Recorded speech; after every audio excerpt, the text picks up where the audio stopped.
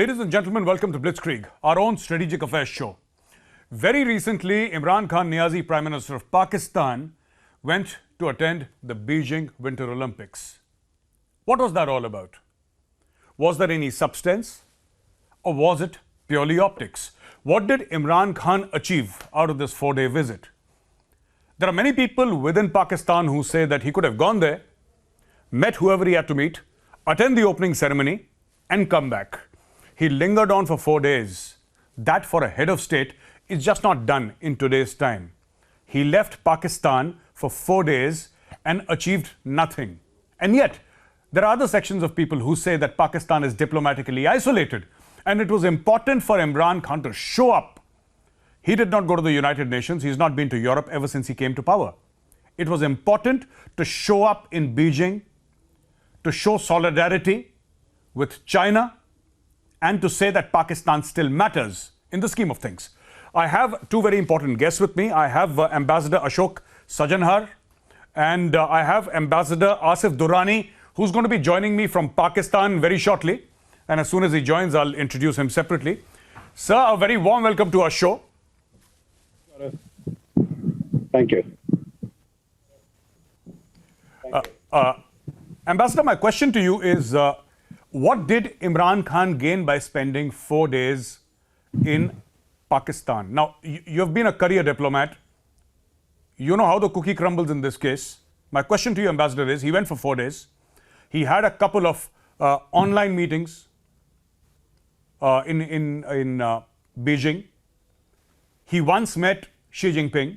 But apart from that, is there anything substantial that he's got to show apart from pitching for the $3 billion loan? Ambassador. Well, nothing much really. Meaning, there was no way that Imran Khan would not have gone to Beijing, because we saw that there was a diplomatic boycott that had been announced by a number of Western countries. So if he had not gone, it could have been misconstrued as far as he's concerned that he was also avoiding going there. In any case, Pakistan over the last 5-6 years particularly has become such a lackey, such a puppet of China, that he had to go there and, be present in attendance to applaud and to show support for, this major event that China is hosting. In terms of what he was able to get out of it, I think the pictures coming out of Beijing speak much louder than words. He had to go, and the most important thing in terms of discussions about CPEC, how to take it forward, get more money, get more loans, he was able to engage with the leadership there of the National Development and Finance Commission, which looked after the CPEC.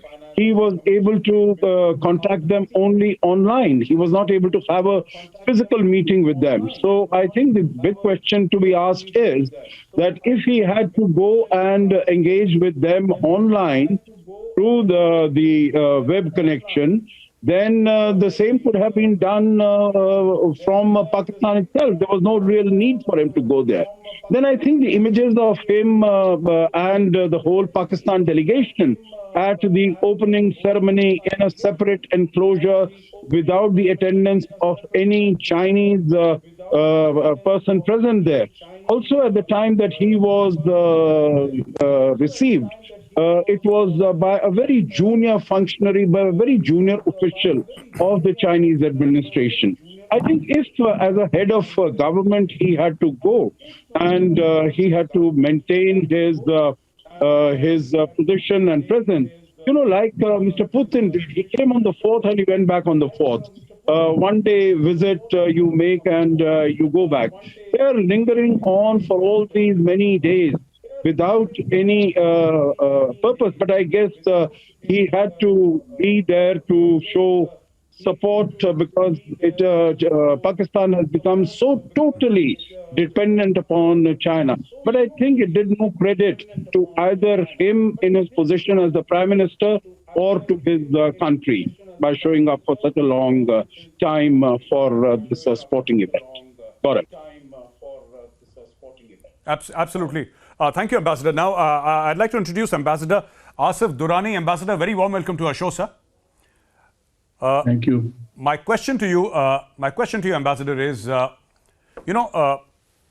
what are the sum total of the achievement of Imran Khan and the group of ministers, and I believe the NSA also went there along with him, stayed for a few days in Beijing, I think 4 days it was, as a diplomat, as a Pakistani diplomat, because, I think a year back, Imran Khan was telling Pakistani diplomats that, you need to push harder and you're not doing things that you ought to be doing. We all saw that video of Imran Khan and we all saw the statements in Dawn News. I read the Dawn very regularly, sir, every day.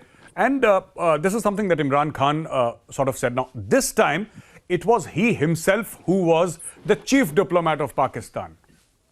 Imran Khan was, if I may say so, he was the chief diplomat. He was front facing. He was the one who was dealing with the Chinese government. Of course, he had Fawad Chaudhry with him, and he had the NSA, the Pakistani NSA with him, and he had this whole bunch of advisors and ministers with him. It was a serious delegation, a very high-profile Pakistani delegation. But what did Imran Khan gain, Ambassador? In the end, what did he gain when he came back? I think, thank you for having me. And I think the taste of the pudding is in eating. So just look at the statement, joint statement issued at Beijing. So that summarizes everything as far as the relationship between the two countries is concerned. Ambassador Ashok, whatever he said, that may have sounded music to your ears. But Pakistan-China relationship is very deep.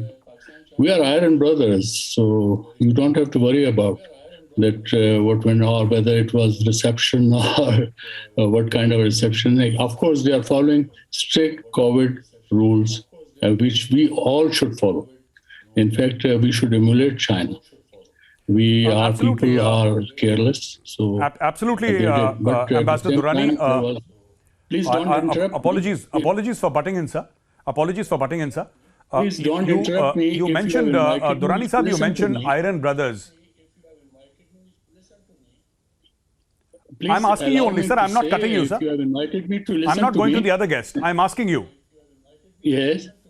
No, don't interrupt me. When I'll finish in just 2-3 sentences. All right, sir. Please go ahead. Please go ahead, sir. Should I continue? Yes, please, sir. I can't hear you. Sir, please continue. Sir, please continue. Please speak up, sir. We are listening to you. The question is, it was there, not only he participated in the Winter Olympics ceremony, which was boycotted by many countries, including yours. That's your right. We did participate. We have expressed our solidarity with China. It is not something new. And then it has been time-tested friendship. They have done it. And I'll just request you to please read the joint statement which has been issued. So that would surmise everything. So I don't have to go into details. Thank you. All right. Ambassador Ashok Sajanar, sir. Ambassador Asif Durrani said that, that you have to read the joint statement. See, apart from, I've seen many MOUs, sir. I've seen many joint statements between Pakistan and China. And this joint statement is nothing new. Fact of the matter is CPEC has stalled, sir. CPEC is not going forward.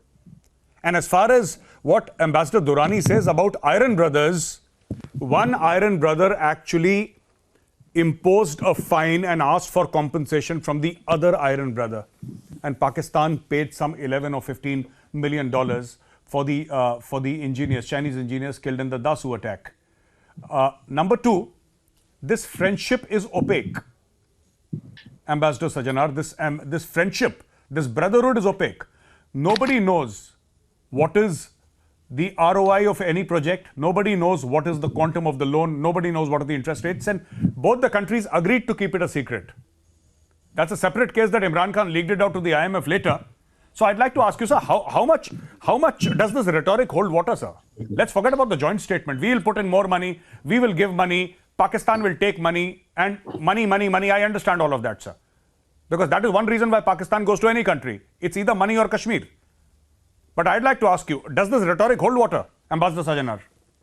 Yeah, I think, they might say that they're iron brothers. They might say that, the friendship is higher than the mountains and deeper than the oceans, meaning these are hyperboles and rhetorical, comments that have entered newly into the English language we see.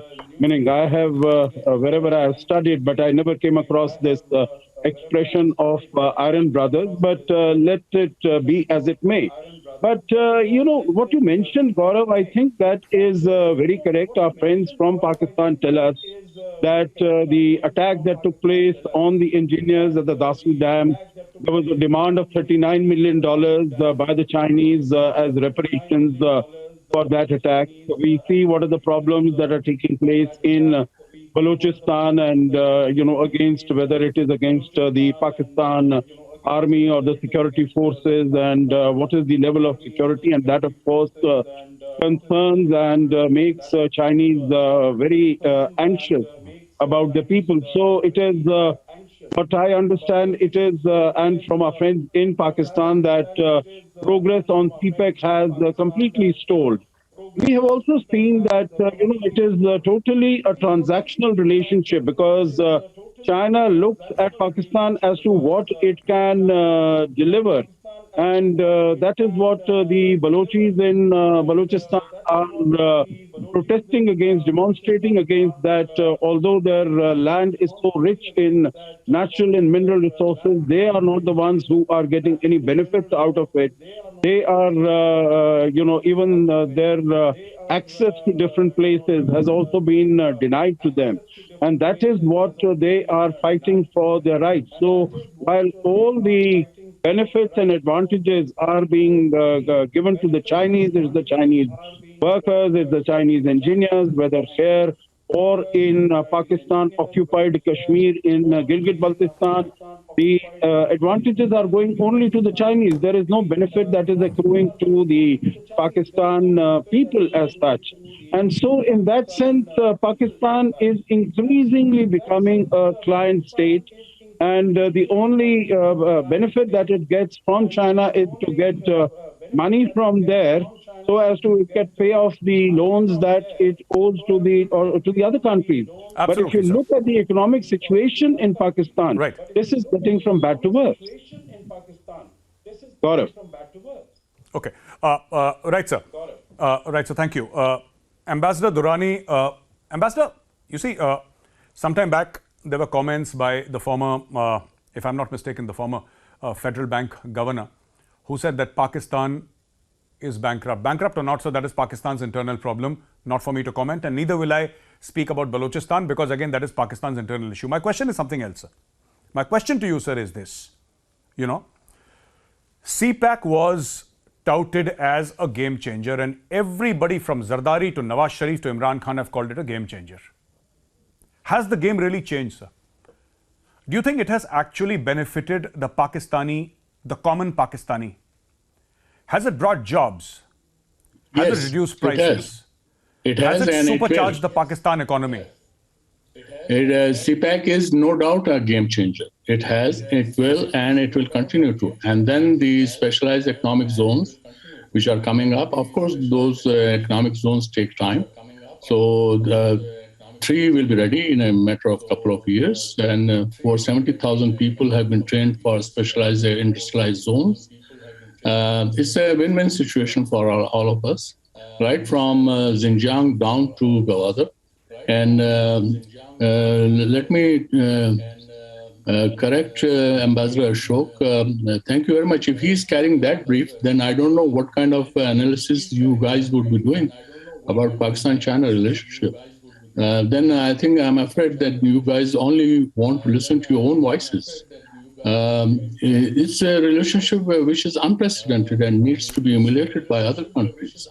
And China is a very good, they have stood by us, we have stood by them. And when you talk about CPEC, in fact, it has already changed. The first phase, we have laid down the infrastructure. 95% of the infrastructure has been completed. Another 5% will take another couple of years. So that is there. And then it is open to all, to the whole region, to Central Asia, to Afghanistan, even to India.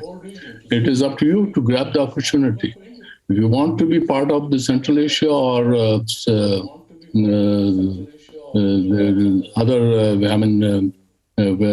through South Asia and Central Asia linkages you want to establish, you are most welcome. You can join. Thank you.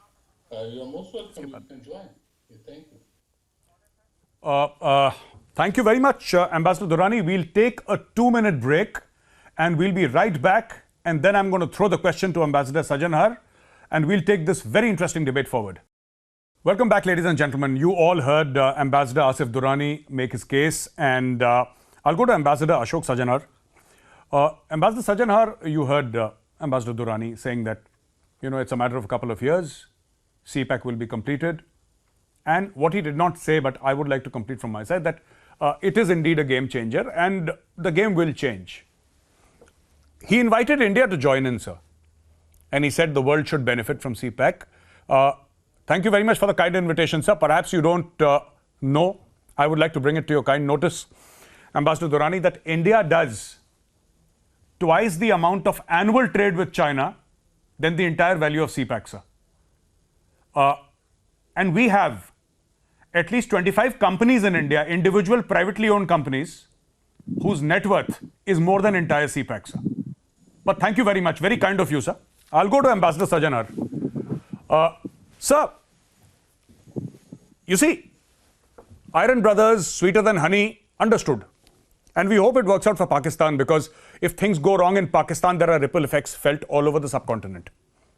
So I'm not saying that, the CPEC should stall. But my only thing is that the Chinese in the past, even their ambassador has commented, their media houses, especially Global Times, have said in the past that there is a problem of ROI. In the end, it's a business. My question to you, Ambassador Sajanhar, is China is investing in Pakistan. Billions of dollars already invested, billions more to be invested. What is Pakistan giving to China? I have not understood, and no Pakistani has been able to explain to me so far, because you give and take. It can't all be take, take, take. What is Pakistan giving to China? What is Pakistan's thing, Okay, China will come, invest 60 billion US dollars. China will come and China will set up infrastructure. China will set up roads, factories, training institutes, seaport at Gawadar, everything understood. But this is one way, sir, from China to Pakistan. What is Pakistan giving to China? Yeah, I think, thank you, Gaurav. There's an excellent question. Before I respond to that, if you permit me, I'll just want to say 2 sentences to what Ambassador Durrani has mentioned.